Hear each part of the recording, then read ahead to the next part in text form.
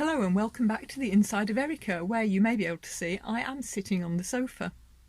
It was back at the end of August in part 5 of this video series that we originally built the sofa assembly.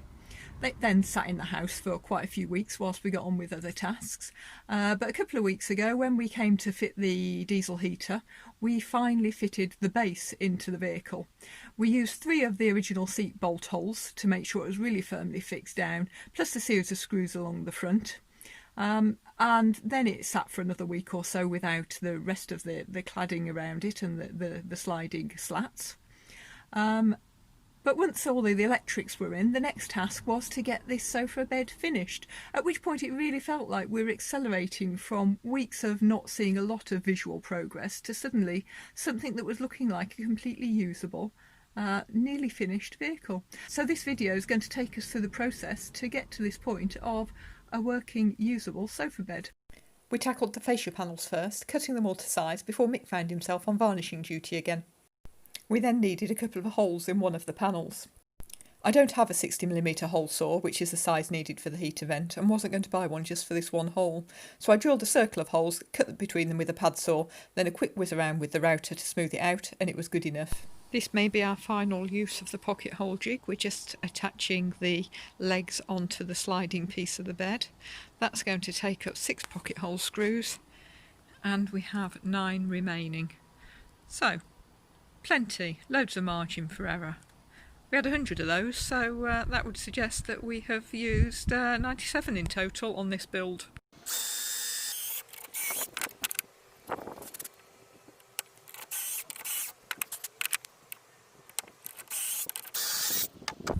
And there we go, our final 6 pocket holes, until we suddenly realise we need to put some in something else. Mixed in a lot of sanding over the last few weeks, mainly by hand in between layers of varnish. For the bed legs, he enjoyed the speed and ease of the orbital sander. With the legs now lovely and smooth, we fixed them onto the slatted foot of the bed. There is absolutely no discernible lip there. That is a joint. Very well done. Can I replicate that twice more? We're rushing a little bit here because it has gone really dark and feels like it's about to rain. That's really good. Minuscule, absolutely minuscule lip on that one. That's absolutely perfect. Let's see if we got those leg lengths right and got them in the right place. We've cut the front fascias for the sofa. Very pleased at their size. And then realised that we need to put the flooring, the carpet, underneath them, which means that we've actually made them about 3mm too high. So we need to shave those. But otherwise, pleased with how that's looking. They're not fixed in any way at the moment, so that's why this one's not looking quite right down that edge. I've just had to lean it there so it doesn't fall over. So this is Gail. She's just putting the final side panel on the bed frame, and it's obviously done from inside because she likes getting into enclosed spaces. This is the final panel of the front fascia of the sofa, and this is going to be a removable one. So we've put a hole in it by way of a handle, and we're attaching it via magnetic catches. The reason for this being that is, although the top's going to lift up of the sofa, that's the one we might want to remove to be able to get the bedding out of this storage compartment here. And the reason I'm sitting in the bed is that it's quite awkward to try and get at the underside where I'm putting the magnets, so that I can mark where on the fascia the mounts need to go. Just one major task was left with the bed, and that was to fit the hinge between the lid and the base. It was a task I feared would be tricky to do perfectly, particularly with the need to hold the lid in the exact right position while screwing it into the base.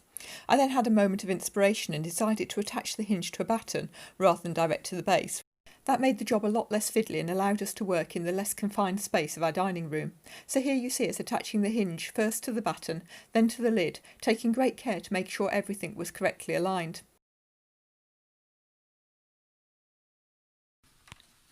So we've attached the hinge. We took a hint from somebody who knows what they're doing and only put the screws in every other hole so that they don't bind on each other by sitting opposite, because the screws do protrude from the hinge.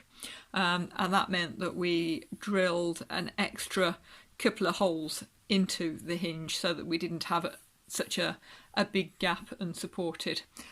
And that seems to be doing exactly what a hinge should do. So now all we need to do is go and put that into Erica, screw down through this batten into the base, and hopefully we can then say that the sofa lid is done.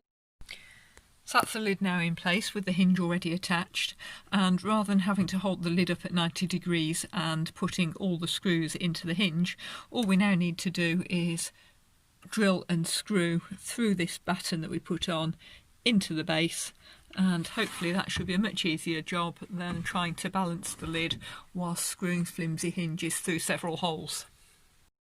First I went around making sure the lid was perfectly aligned with the base. Then I put a screw in each end of the batten.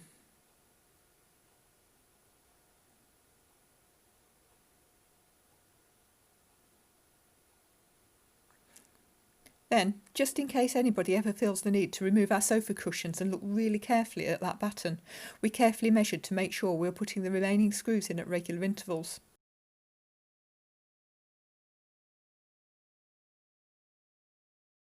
It works. That is the hinge open.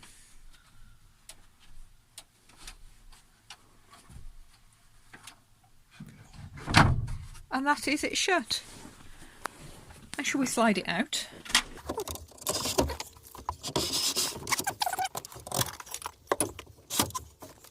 The slight impediment we've got at the moment is that we've cut the legs for the carpet, but we don't actually have the carpet in yet. But that is the bed out. Let's put the bed back in.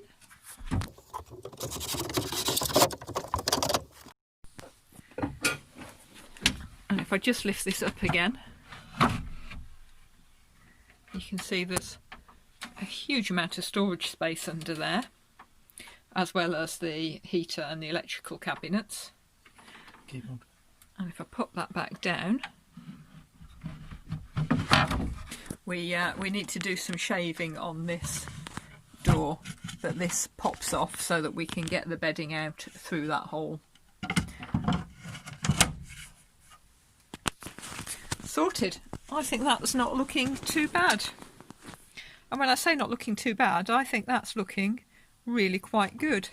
There's still a few bits of finishing off we need to do, and I will say, if I was designing this again, I would make this lid 24mm wider, because we didn't take into account when we built the top, we made it the same side of the base and didn't think about the fact that we would have cladding on either side.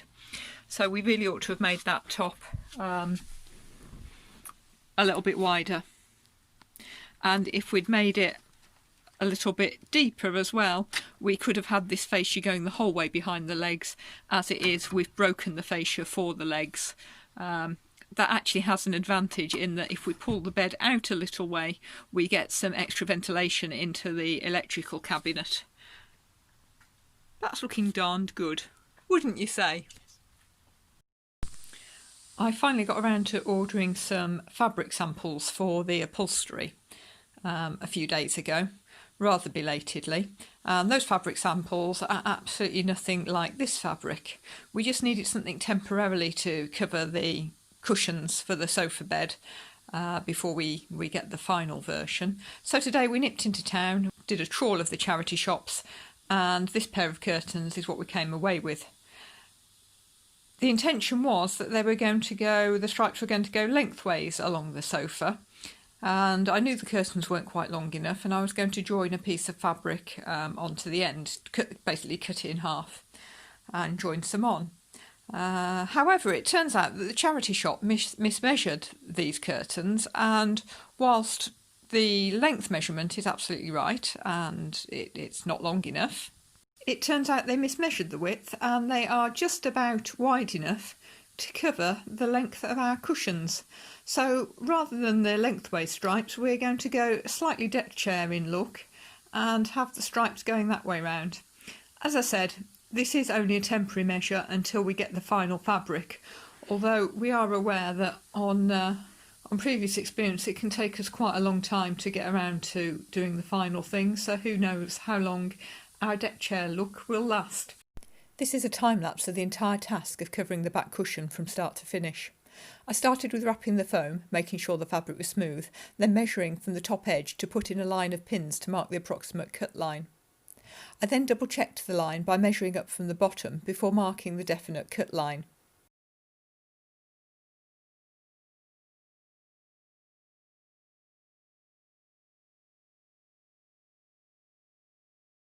Having cut that off, I used a piece of the offcut to cut out a rectangle for one end panel. The whole of the rest of the cover was going to be fashioned from the single large piece I'd already cut. Having pinned the rectangle into place, it was out with the overlocker. The overlocker forms the seam and binds the raw edges in one go, and I used it for the entirety of this task. The sewing machine only got brought into play the following day when I made the cover for the toilet, as that involved a couple of seams for which overlocking wasn't suitable. The sewing was broken up regularly with test fits onto the foam, with adjustments as necessary. A few snips formed the shaping for the second end panel, then with just a bit more machine work, all bar one side of the cover was complete.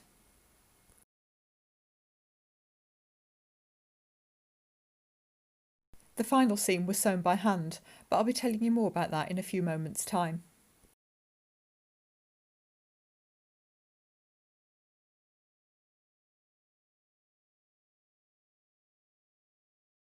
My intention with the final upholstery fabric is to affix it using a zip along this bottom back edge. And I could have used a zip on this, apart from I haven't quite got round to buying one yet, so what I decided to do here was to just loosely tack that on. I say loosely, it's firmly held, but not with close stitches. I don't know if we can see here. It is just roughly tacked on. So it's holding it all in place, it's holding it nice and taut. Matched up the stripes reasonably well. And I'm really hoping that I've managed to match the stripes lengthwise between this back cushion and the seat. So what I'll do now is I'll take this out to Erica and we'll see how it looks. And there we have it. The stripes, they are a matching. Past experience has told me that the problem of using second-hand curtains for upholstery purposes is that if they've been washed before you do the work, then the fabric tightens up, particularly I think if it's cotton, as these are. This is 100% cotton.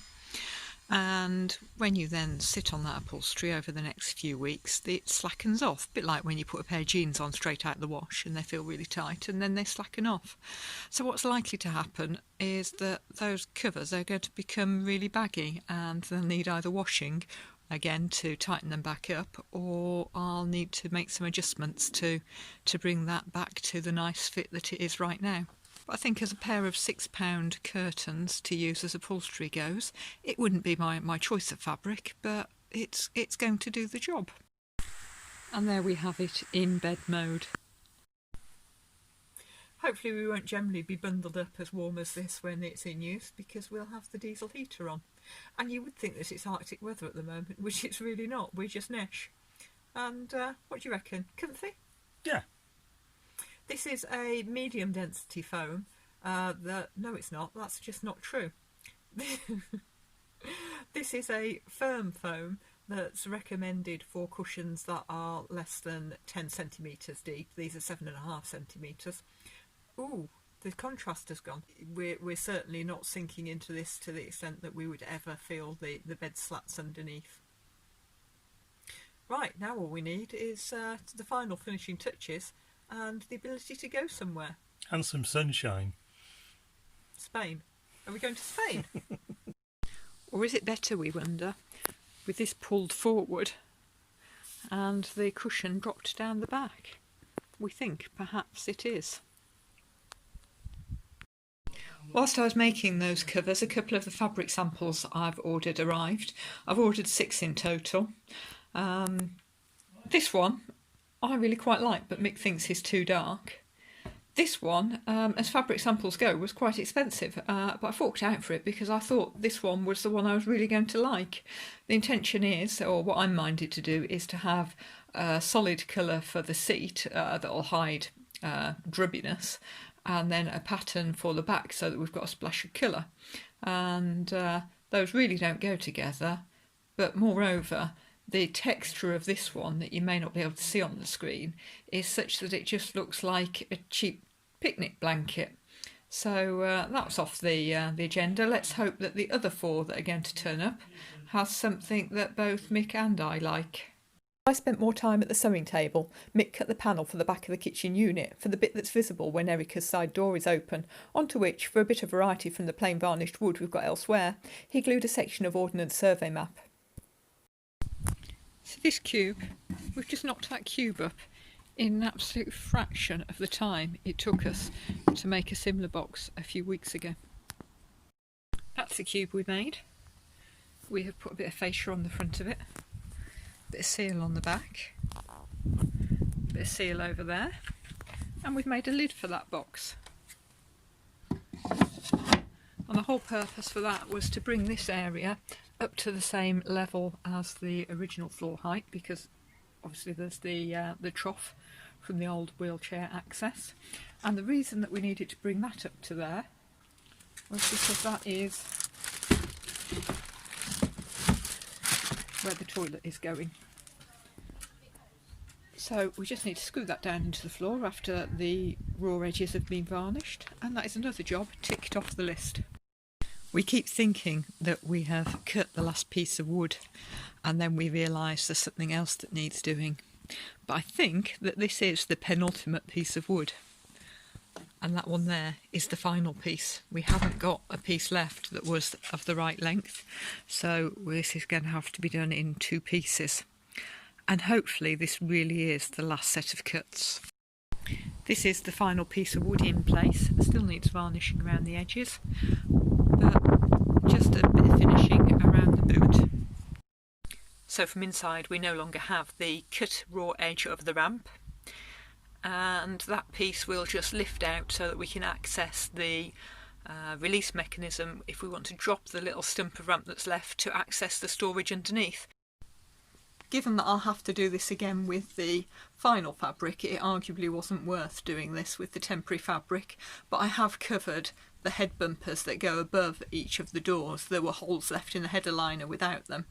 They were originally not particularly nice yellow vinyl fabric, and I have covered them all with the leftovers of the sofa fabric. And then there's one above this door as well. So that really ties the decor in nicely with each other, even though, as I said, I will have to take those back off at some point when we've decided on the final fabric. We seem to go for weeks and weeks without making very much visible progress, and then over the last couple of weeks we suddenly went from feeling like this was still a major project we had to conquer to, blimey, we've nearly finished. It all came together really surprisingly quickly. So what we have here now is a functional, usable camper van. Everything is fitted, everything is working, and we're really pleased with it. There are still some finishing touches, the most major of those, and I suppose I'm probably stretching finishing touches to refer to a carpet and curtains as such. But we do still need to get some flooring down and some curtains up once I've managed to source the curtain rails and we've got some fabric. There are other little bits and pieces, but nothing that would stop us using Erica. So all we need now is the ability to go somewhere. I'll be back with probably another couple of videos in this series at some point, which will be when we have actually finished those little things like the carpets and the curtains, and also I will try to do one on the budget of what this actually cost versus what we expected. In the meantime, I hope you found this series either entertaining or useful, or maybe even both.